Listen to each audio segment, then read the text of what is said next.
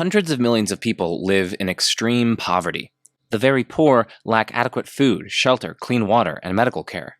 Despite working extremely hard to feed themselves and their families, many are still hungry, malnourished, and sick. Life expectancy is low, and infant mortality is high. According to the World Health Organization, about 5 million children under 5 years old die every year from starvation and easily preventable diseases. You've probably seen the harrowing pictures of infants, bony, swollen bellies, covered in flies. On the flip side of things, hundreds of millions of people live in wealth, and millions among them are extremely wealthy. They live in luxury, dining at fancy restaurants, drinking glacier water, driving Lamborghinis, and vacationing everywhere, or at least anywhere far enough away from the starving babies covered in flies. According to Oxfam, in 2018, the top 26 wealthiest people had as much wealth as the bottom half of the world's population. This is an obscenely unjust distribution of wealth. Shouldn't the extremely wealthy donate more to the extremely poor?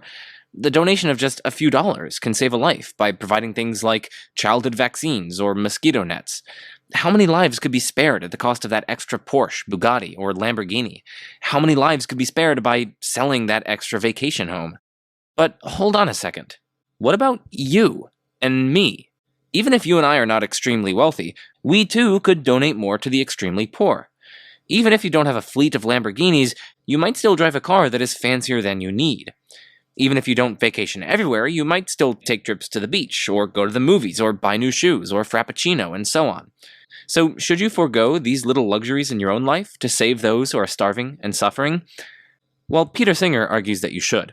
Indeed, you should donate so long as you are not sacrificing anything nearly as morally important as the lives you are saving.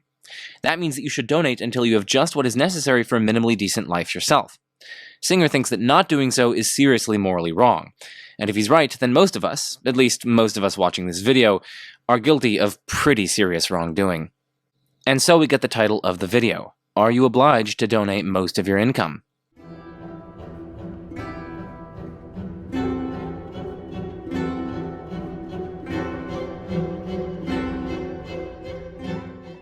Hey everyone, welcome back to The Majesty of Reason. I'm Joe Schmid, and today we're covering Peter Singer's arguments for the conclusion that we're obliged to give most of our income to effective charities.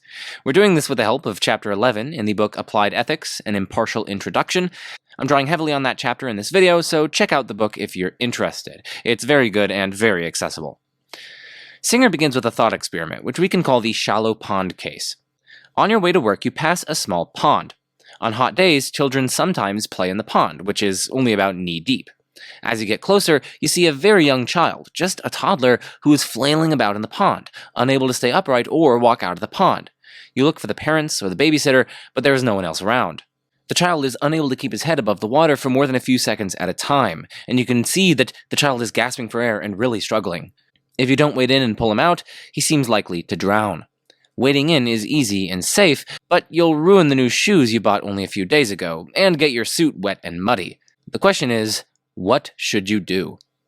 Well, the answer seems pretty obvious. You should save the drowning child. Not saving the child would just be morally monstrous. Even if your whole wardrobe would be ruined, and you'd lose your wages for the day, that doesn't matter. Most of us would agree that wading into the pond to save the child is still morally obligatory. But that creates some pressure. After all, by donating to the right charities, you can make a huge difference in the lives of people in poorer nations without sacrificing anything nearly as important. For instance, by donating to an effective anti-malaria charity like the Against Malaria Foundation, you can prevent a case of malaria for only $11. And according to the research-backed estimate of GiveWell, you can save the life of a child who would otherwise die from malaria for between $1,000 and $2,500. So, shouldn't you save the child dying from poverty just as you should save the drowning child? Are you not as much a moral monster for not donating online as you would be for not jumping into the pond? As Singer writes, by donating a relatively small amount of money, you save a child's life. Maybe it takes more than the amount needed to buy a pair of shoes, but we all spend money on things we don't really need, whether on drinks, meals out, clothing, movies, concerts, vacations, new cars, or house renovations. Is it possible that by choosing to spend your money on such things rather than contributing to an aid agency, you're leaving a child to die? A child you could have saved?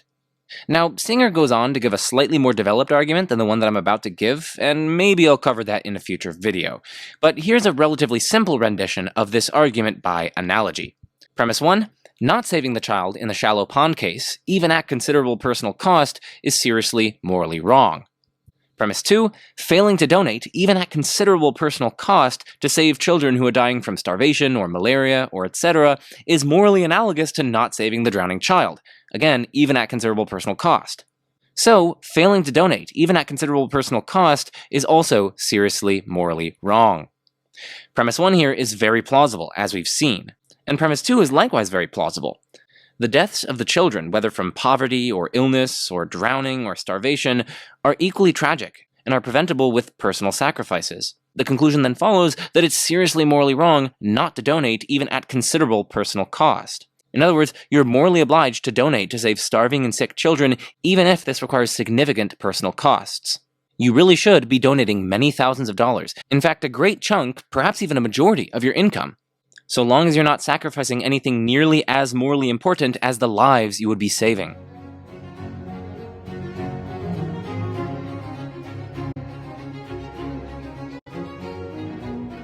Well, that's a nice argument you got there, Petey, but premise 2 can be challenged. After all, there are relevant differences between the child drowning in the pond and actual children dying from poverty or illness or things like that. These differences, in turn, explain why we would be obliged to sacrifice significantly to save the child in the pond, even though we are not similarly obliged to sacrifice significantly to save children dying from poverty. Okay, then tell me, what are these relevant differences? Well, one difference between the child in the pond and the actual children suffering from starvation and illness and whatnot is physical distance from those in need. The child drowning is right in front of you, whereas the children dying from poverty are a world away. Well, that's not very convincing, though. I mean, for starters, for many of us, there are children in need who are not physically distant from us. Many of us, especially in large cities or in developing countries, pass by homeless children or live actually pretty close to homeless children, and yet most of us fail to make any effort to help them. But that's a minor point. The more important point is that physical distance is not morally relevant. Imagine instead that you were watching a live video of a child drowning on the other side of the planet. By pushing a button, you can alert a lifeguard who will save the child, but pushing the button costs you $500, or maybe it will ruin your new fancy shoes, or something like that. Still, you should push the button. Letting the child drown is morally wrong, even though the child is physically distant from you. Physical distance, then, is not a morally relevant difference. Maybe you have a point there, but the child drowning is easily identifiable. You're saving this particular child right in front of you. In contrast, the child your donation will save is not easily identifiable. Your money goes into a charity account that is eventually redistributed among many children dying from poverty that you'll never see. You can't tell which particular child your donation saves. Right, but identifiability doesn't seem morally relevant either. Suppose two children are drowning far away from each other, and pushing the $500 button will alert a lifeguard who can only save one, and will choose which to save at random. Clearly you should still press the button, even though you cannot tell which child will be saved. So again, you haven't pinpointed a relevant difference between the cases.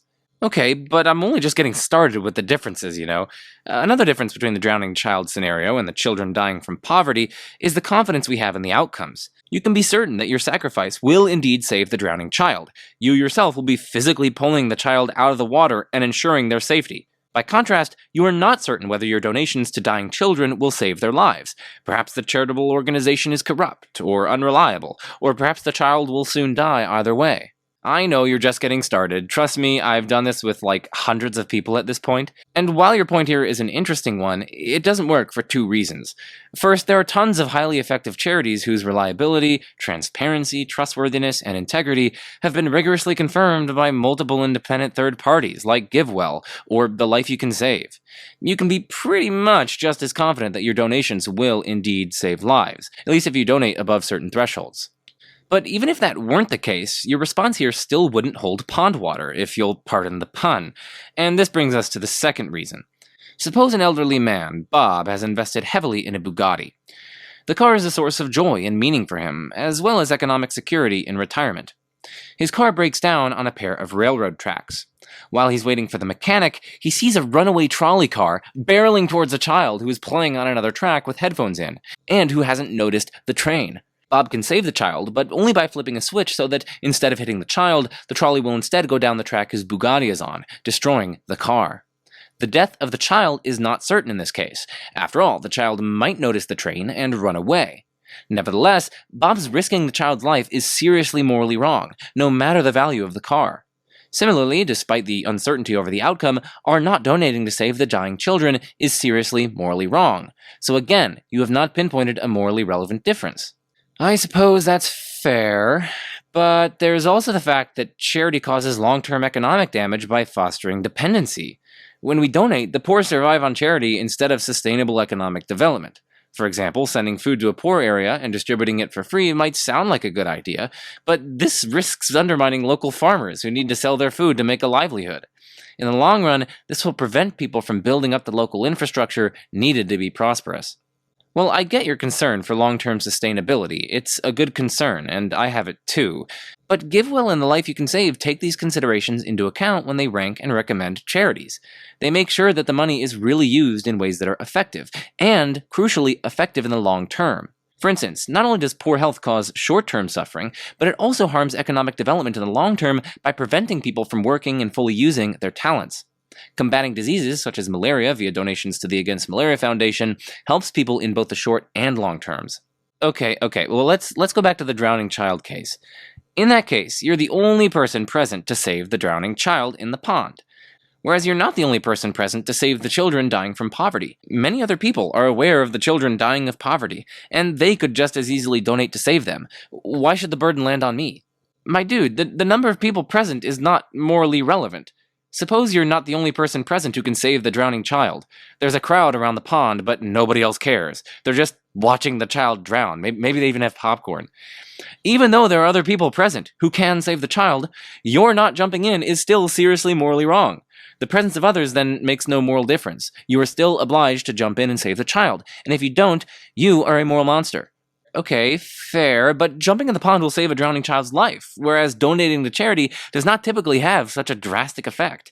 Donating might improve the quality of lives, but it's far less likely to actually save lives. I mean, maybe some charities merely improve lives without saving lives, but that's certainly not true of all of them. There are tons of highly effective charities that provide essential medical care, food, clean water, and more that prevent life-ending conditions. These charities do indeed save lives. But in any case, we're not just obliged to save lives, we're also obliged to improve them. Again, suppose instead that the child wouldn't actually have drowned to death, and somehow you knew this, but instead would simply have developed a devastating lung condition that shortened their life expectancy by years and made much of their daily life a painful struggle. Even still, you would be a moral monster not to jump in and save the child at the expense of ruining your new shoes and your fancy outfit. Or imagine that you're driving your vintage sedan down a country lane when you're stopped by a hiker who has seriously injured his leg. He asks you to take him to the nearest hospital. If you refuse, there's a good chance that he will lose his leg. On the other hand, if you agree to take him to a hospital, he's likely to bleed onto the seats, which you have recently and quite expensively restored in soft white leather. Picking up the hiker won't save his life. Again, we're supposing that all that's going to happen is he's probably just going to lose his leg. And moreover, it would cost thousands of dollars to restore the leather seats. Nevertheless, you have an obligation to pick up the hiker. Leaving him to lose his leg would be seriously morally wrong. Similarly, not donating to improve the quality of lives is seriously wrong, even when this does not save lives, and even when this comes at considerable personal cost. The cases are exactly parallel. I do admit that seems plausible, but what about this? Saving the child is not merely good, but obligatory. You would be blameworthy if you passed on by. If your argument works, then you would similarly be blameworthy for not donating to charity. The whole point is that donating a significant portion of your money to alleviate poverty is obligatory, and this means that the failure to donate would make us blameworthy. But are you really blameworthy if you don't donate? That seems counterintuitive. We just don't feel the same way about saving the drowning child and saving children dying from poverty. Well, it might be less intuitive before considering my argument, but after considering it, it surely seems counterintuitive that you're not obliged to save children dying from poverty. I guess. Well, more importantly, counterintuitiveness doesn't count for much if we can easily explain why we have mistaken intuitions about the particular topic in question. For example, people used to find sexism and racism intuitive, at least in some sense, and the view that all sexes and races are equal was counterintuitive. They found themselves with different feelings about their own group when compared to other groups. But this counterintuitiveness does not count in favor of their views, since we can make sense of both why they had those feelings and why they were mistaken. After all, there are sociological and psychological explanations of such mistaken moral intuitions. For evolutionary reasons, we tend to favor our own group over other groups.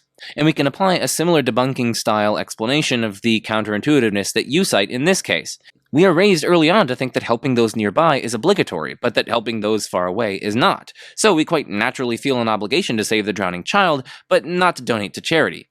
Furthermore, the face of a drowning child in all its vivid detail elicits our sympathy more than anonymous reports of children dying from poverty a world away.